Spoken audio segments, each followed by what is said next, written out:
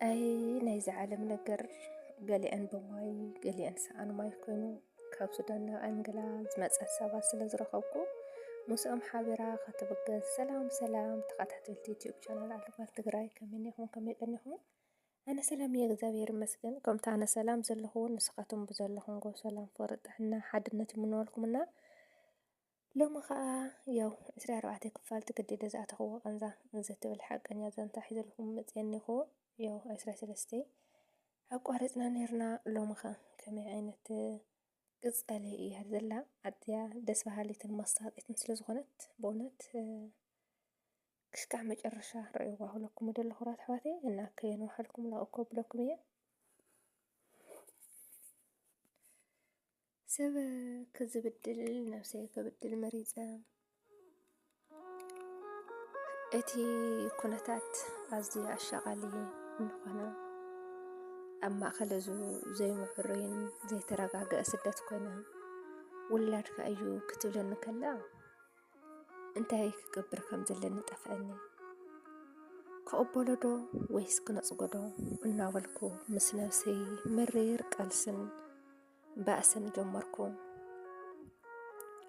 ውሽጠይ ተናዊፁ ግን ከዓ ኣነ ብዘይ ምቕባለይ ክልተ ህይወት እየ ዘጥፍእ ዘለኹ ናይታ ጓልና ናይቲ ወዲ ዓመት ህፃን ኣብ ማእኸል መንከራ ሱዳንን ከይጠፍኡ ዓብዪ ፍርሒ ሓድርኒ ንብዓታን ሕስማን ቅጅብ ኣበለኒ እሞ በቃ ክቕበሎ ኣለኒ ኢለ ወሰንኩ። ብቐጥታ ቴሌፎን ደወልኩላ ክትጭነቅ ከም ዘይብላ እቲ ቆልዓ ናተይ ምዃኑ ከም ዝኣመንኩሉ ነገርኩዋ።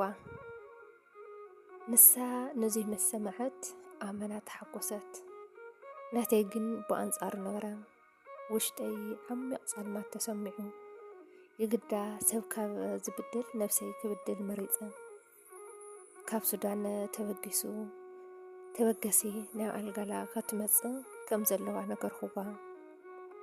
ክስካብ እትበጽሕ ከዓ ካብቲ ዝሰርሖ ዝነበርኩ ትካል ጽቡቕ ኣታዊ ስለ ዝነበሮ ገንዘብ ክሰደላን ክሕውለላን ጀመርኩ።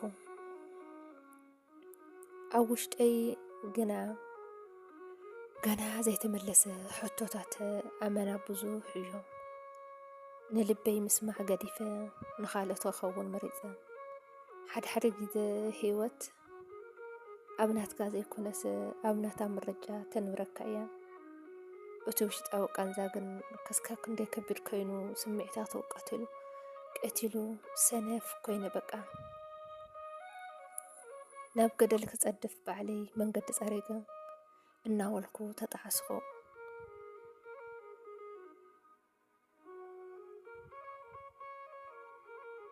ነዚ ናይ ሎሚ ድያ ናይ ጽባሕ ዘይፈልጣ ህይወተይ ሰላም ካሊእ እያ ግን ከዓ እንድዒ ተጋግየደ ይኸውን።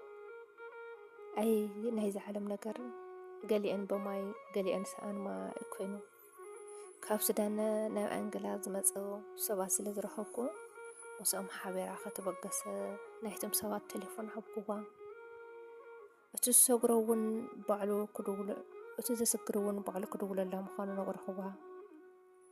ኩሉ ምድላው ተወዲኡ ልበይ ብሻቕለትን ክትወፅእ እናቐረበት ከላ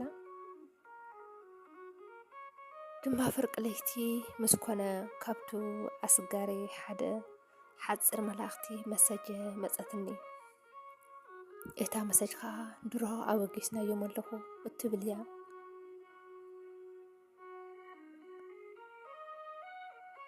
እዚ ፍርቂ ለይቲ ዝተጀመረ ሓደገኛ ናይ ሱዳን ጉዕዞ ብሰላም ክፍጸም ዶ ይኸውን?